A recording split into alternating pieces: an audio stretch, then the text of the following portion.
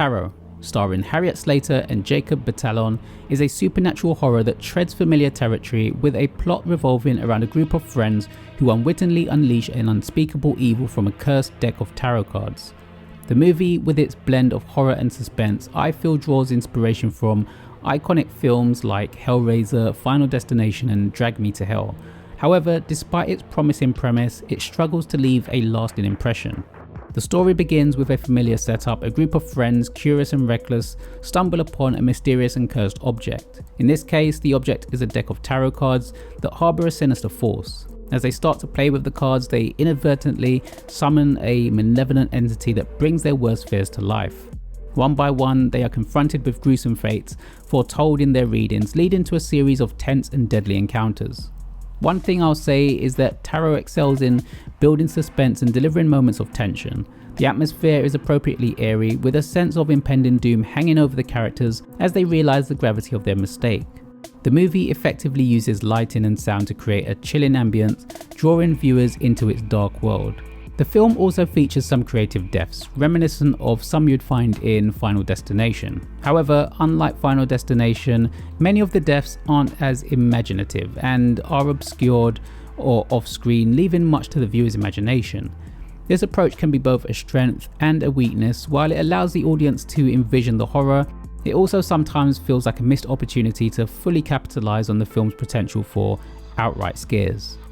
One of the film's more significant shortcomings is its predictability. From the moment the tarot cards are introduced, it's clear where the story is heading. The narrative follows a somewhat formulaic structure, with each character facing their inevitable demise in a manner that feels foreseeable. This lack of surprises can make the film feel somewhat colour by numbers, especially for those who are familiar with movies like these. The characters themselves are another weak point. They are largely forgettable, lacking the depth and likability needed to make the audience truly care about their fates. Even the main character, portrayed by Harriet Slater, comes across as a bit bland and uninspired. Her performance is fine, but doesn't stand out in any meaningful way. As a result, when the characters start to drop off one by one, it's hard to feel invested in their survival. Jacob Batalon, however, I thought brought a much needed dose of humour and charm to Tarot. His character is funny and likeable, providing comic relief that balances the film's darker moments. The film's ending, while serviceable, falls into the same trap of predictability that plagues the rest of the narrative. It wraps up the story in a way that feels expected and unremarkable. There are no last minute twists or shocking revelations to elevate the conclusion beyond the ordinary. It's a fine ending, but lacks the impact needed to leave a lasting impression. Despite its flaws, I did feel that Tarot was an enjoyable watch for horror fans looking for a new film to spook them. It may not break new ground or deliver the kind of scares that will keep you up at night, but it offers enough tension and creepy moments to make for an entertaining viewing experience, even if you'll never watch it again.